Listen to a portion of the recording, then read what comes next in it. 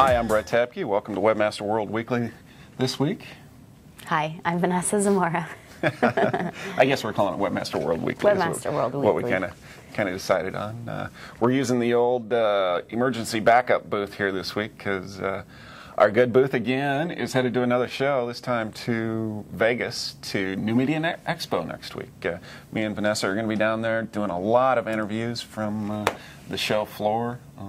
Very exciting. Yeah, going to have two booths, and it looks like a fantastic show. If you can get out to Vegas, come on down. It's a fantastic show. I'm really excited about this one, going to it this year. I am. And it's right next to where we'll be at PubCon in November. I mean, it's next hall over. So. And how did you quote social media is? Brett was quoted as fun, exciting, and sexy. Yeah, fun, exciting, and sexy on Hosting Con. That's right, on the blog. They pulled that out of our session up in Chicago. So. Anyway, this week it is Google and all Google and more Google. It was a Google week, start to finish. Should have called it the Google Weekly Update. Man, they dominate the news, but this week was wild. So. They're busy people over there in Googleplex. Yeah, let's go ahead and get started. Well, Google sold its DoubleClick performance search marketing business, which you had said there was some speculation. Well, nobody knew what they was going to do with it. Were they going to sell it? Were they going to dissolve it, kill it, knock it in the head, or what were they going to do? What would have been the worst case scenario, do you think? I don't know if there was a worst case. Worst case, if they would have hung onto it and tried to do search marketing in-house, they would have had an entire industry ticked off at them because of the hypocrisy of it.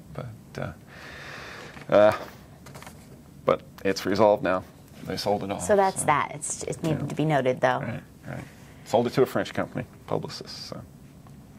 So moving into some security topics, there were some concerns over Google Street View and Google Earth. Mm-hmm. And one group, the National Legal and Policy Center, wanted to kind of highlight how much information is actually available through those services. So they did a little test experiment and decided to highlight one of Google's executives' homes. In 30 minutes, they exposed various pictures from different angles, cars, license plate numbers, even went so far as to show the next door neighbor security system and landscaper. So there's a lot of available information is basically what they wanted to say, and you can get it very quickly. Right. It's been controversial since they introduced Street View. My house is on there. Is yours? The street leading up to. Right. Yeah. But you can almost pick out my license plate. There's the old Mustang sitting in the garage. It's kind of scary to think that all that's out there. Just don't tick people off and you're fine. It's definitely got utility. We're looking for a new office right now, and we're looking all over Austin, and it's a godsend to be able to look up, see what these buildings are. If this place is a dump, it's advertised on Craigslist as a Class A, B, C, or we ain't moving there. So it's definitely got utility. We've heard rumors that there's a group that has taken a list of as many Google employees as they can get, and they're getting ready to publish kind of an expose on everything they can figure out about Google employees. And I don't know. Kind of scary. Something's got to give there. We got another story about privacy coming up that's just as important. So. Yep. In fact, the Congressional Committee on Energy and Commerce is going to probe AOL, MSN, Google on how exactly they're handling all of this information that they have in terms of behavioral targeting. So I'll let you go with that, where kind of it came from and where it's going. Yeah, this stems really from the furor that came up over in the UK with the form ad system replacing Webmaster ads with their own ads at the ISP level. So what you requested from a website wasn't coming back to you. Your ads were being replaced with new code. It's definitely one that our crowd needs to tune into. This is very important stuff. If it's allowed that ISPs can replace our ads, there goes our entire livelihood. And it doesn't it doesn't matter that they're providing a service to their users. Yes, they are. If something's better targeted, more behavioral targeting can lead to better advertisements. It just doesn't matter. We got to tune into this and watch this. This is almost time to draw a little line in the sand there. Well, thankfully legislation is stepping in, because before it was sort of everyone has been fighting about it, and Right. nothing's really been getting accomplished. So, Well, it's good and it's bad. It's good if they can do something about it. It's bad if they just talk about it and everybody thinks it's being handled and it doesn't get handled and it comes back twice as bad in the future. So it's one to watch. So, what else we got today? well, on a better note, or I guess a better note, Google's releasing more information. They're giving us more of all of that they have hidden behind their big secret wall, and they launched the Insights for Search Right. tool for directly aimed at marketers, but anybody can get in there and play around with it and use it.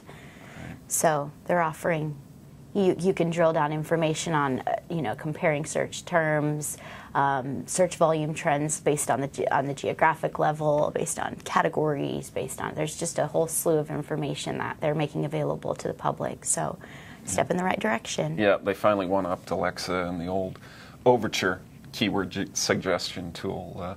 Finally releasing some of this data. The only thing to remember is it's toolbar data. It's kind of, you got to know what to look for. It's not always accurate. It's like they're listing WebmasterWorld right now as our #1 users are from India, and like our #1 users are not from India. So, they're actually from California.